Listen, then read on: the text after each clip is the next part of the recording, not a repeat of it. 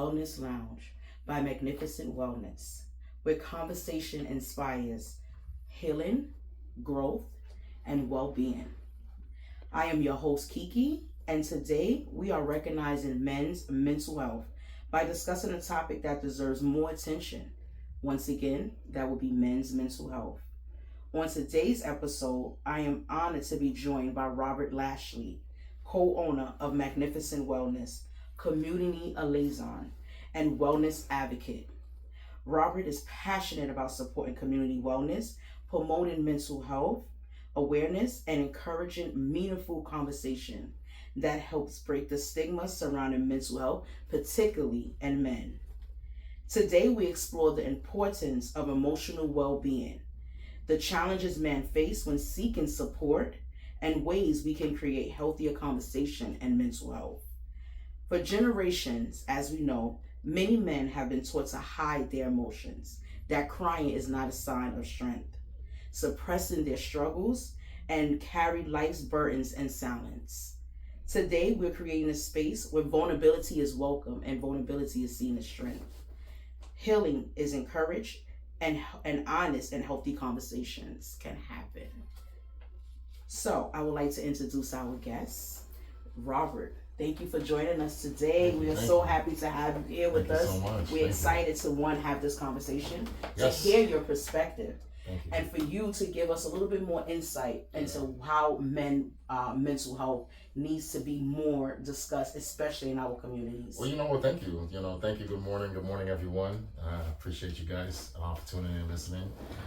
It's a little nerve-wracking because I feel like I'm representing all the guys out there. So, fellas, I hope I'm representing you correctly. Bear with me. This is definitely, I'm not going off of facts, but I'm going off of perception and experience. So definitely, I'm just here to just speak the truth. I think it's, this is a piece that needs to be, a conversation that needs to be heard a little bit more often as usual. Yes. So thank you. And thank you, It's a Kiki, for pleasure. being here today. Absolutely. So I want to start by asking you, what does mental health mean to you, especially as a man?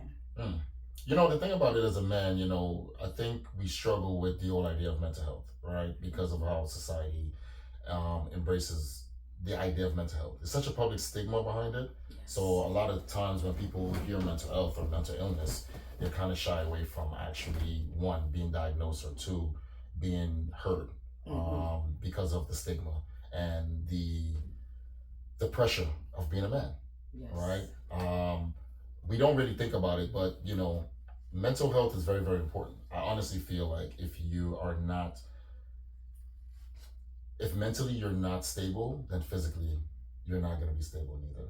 Yeah, so mental health, yeah, is very, very important, and it needs to be recognized more than the obvious, recognition that we get behind it, right? And because of men, like I said, we have this stigma behind us, and we have the belief that we have to always be strong, and we always have to push through. That a lot of times more men, I feel like, struggle with mental health issues than women. I agree with you. Yeah. I agree with you. Was this something that you this insight you developed on your own as time went on, as you got older?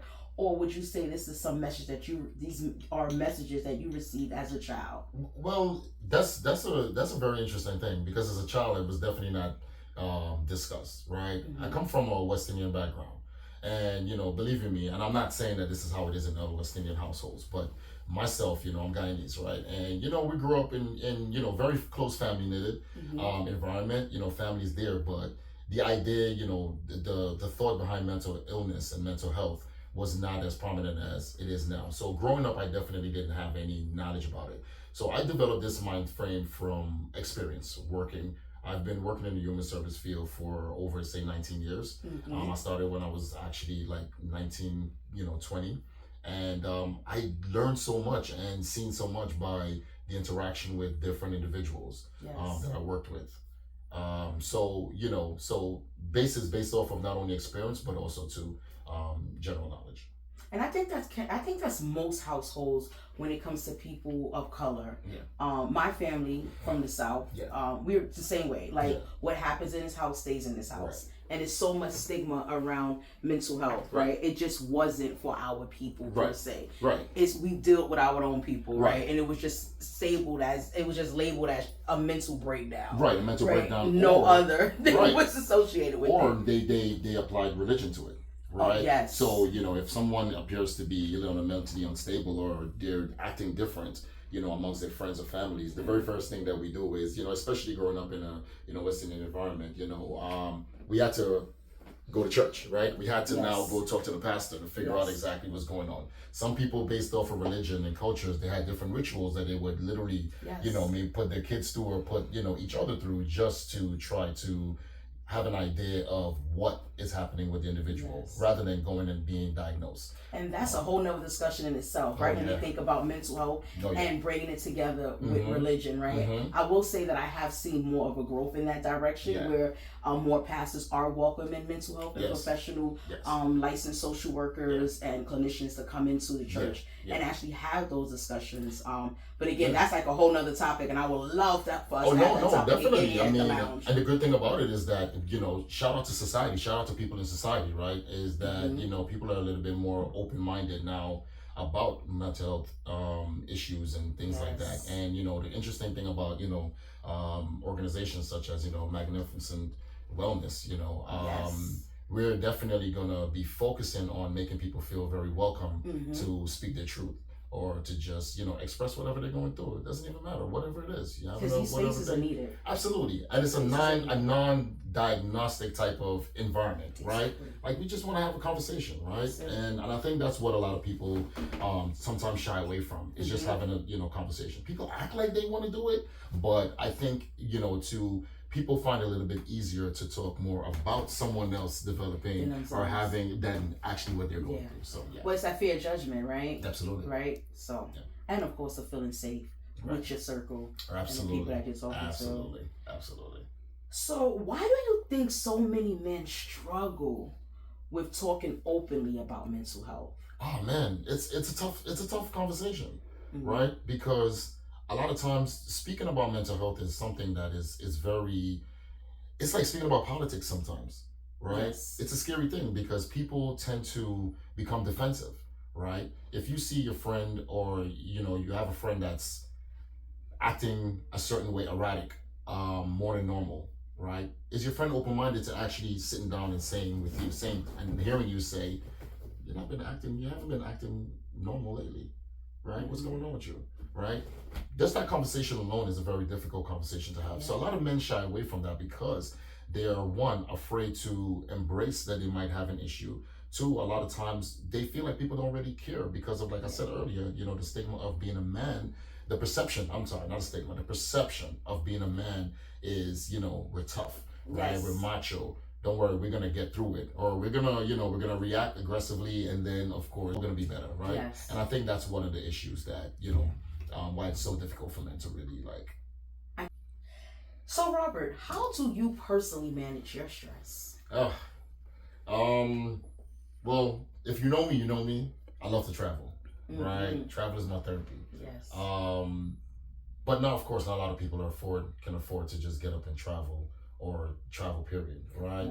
So, of course, like, for me personally, if I'm not traveling, working out, definitely. But of course, like I said, if you're struggling mentally with certain things, that lacks the motivation to go work out, right? I always really, from speaking to individuals, because I work in the homeless field, right? And a lot of my clients, they are often having conversations with me. Excuse me, I don't like to use the word clients, by the way, but a lot of my guys, right? They always express like feeling a certain way of feeling, depressed because they're bored and they don't know what to do, right? But the next serious question is, and the next difficult question is, what do you really enjoy doing? Because I think, because of social media and so much trends, we don't really know exactly what to do out there to make ourselves happy, right? We are just really living based off of what society said is the cool thing to do. But for me personally, I like to, first things first, before when I wake up in the morning, I definitely, everyone knows I have to have my morning tea, right? And of course, my little morning prayer, because that kind of gives me a little balance. Absolutely, right? It settles me and it gives me a little bit of balance off of, what really my day is going to be looking like. So besides, working out, traveling, definitely, I like to just sometimes go sit in the park and just reflect, Yes. right? Nature, Yes. right? So important. That self-care doesn't have to cost money. No, it doesn't. Right? It doesn't. It's just what brings you joy. Yes. What brings you Yes. pleasure. Yes. Like you said, I think that was so important. Just waking up in the morning, drinking a cup of tea, and Yeah. just having some extra time to My yourself, God. to just center yourself and feel balanced. Yes. Is so important. Let me tell you, people, tea is not just for, feeling better when you're sick, but I'm telling you, it relaxes the soul, right? And I can definitely, I can definitely be, an advocate for that, right? Yes. Shout out to all the tea companies out there, definitely. If you need someone advocate, you got me. But most importantly, what a lot of guys really, really do not partake in, and it's something as simple as this, and it's 3 letters, SPA, the spa, right? Spa, oh my God. It's not just for women. It's definitely not for women. Like, not even going to the nail salon. So nail Yes. salons is not just for women. Like, pamper yourself, guys, right? Don't just go out there and go shopping. You know what I mean? I gotta go Fashion Nova, Gucci, and all these type of things and become brand empowerment, right? It doesn't have to be like that. Yes. Treat yourself better. Not Come only treat on. yourself when it comes to putting on the labels and the brands, right? It's not treating yourself, it's not all about looking good. But looking good comes with treating yourself good also. That's it. Right? Because how you feel on the inside is going to show on the outside. Absolutely. Right? The other day my wife actually and myself, we went to the spa. And it was a very beautiful, enlightening moment for me. Not my first time going to the spa, by the way. But it was a very beautiful, enlightening moment because I actually saw some other guys there. Beautiful. And it felt good, right? Because it was like, oh man, men are really like taking this on and embracing it. Go to the spa, guys. Treat yourself, relax yourself, get a massage, it works. So how can family members and friends support the men in their life with mental health? I know there's a time where we always talk about take your husband and your man to the doctor, right? But I think we only based that on medical when we had that whole thing going on, right? Where there was like posters everywhere, take him to the doctor. But I don't think we missed a point of that where also take him to a therapist if he needs it. It's just not physical. Yeah, guys really, the thing is that what we struggle with is we just want to be heard, right? And I think because, like I said, societal mind frame and tradition, the guy's supposed to get up, go to work, provide, come back home, right? So the idea of a guy saying he's feeling depressed, the very first thing is, well, what's wrong with you? What's going on with you, right? No one is really asking why. No one is really trying to get into the nitty gritty of, what it is. So family members just need to just give them that space. Just to let them, talk. Let them hear what the issue is. Because sometimes depression comes from your environment and not exactly you, right? Yes. So a lot of times the people around you need to change a little bit or need to adjust their mind frame and everyday activities to try to accommodate you a little bit better. So guys just need to be heard. All right. Well, thank you, Robert, for joining us today. This was a great discussion, and I'm sure we could have talked more and more about other things, right? Because there's so many different layers to mental health, especially talking about our community, especially when talking to men. So I thank you for coming. This is not going to be the last time that Magnificent Wellness do this here at the lounge because this is needed. Yeah, we this is a conversation piece that I definitely would love to have a part 2 to discuss because, like I said, I think mental health is very, very important. Men, we need to be heard.